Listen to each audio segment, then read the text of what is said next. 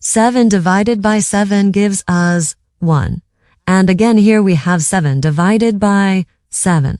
So 1 divided by 1 gives us 1.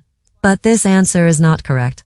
Because according to the order of operations, when we have more than one division in an expression, we have to work from left to right. So here, first we have to do this division, then this division, and finally this division. If we do this division before this division, it is wrong.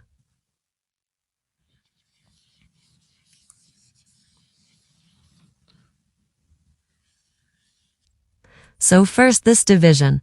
7 divided by 7 is just 1. So we have 1 divided by 7 and again divided by 7. No, we have to work from left to right. 1 divided by 7 can be written as 1 over 7. So 1 over 7 divided by 7. According to the KCF rule, K stands for keep, C stands for change, and F stands for flip. We can write keep the first fraction, change the division to multiplication, and flip the second fraction. So we have 1 over 7 times 1 over 7, which equals 1 times 1 gives us 1, so 1 over 7 times 7, which equals 49.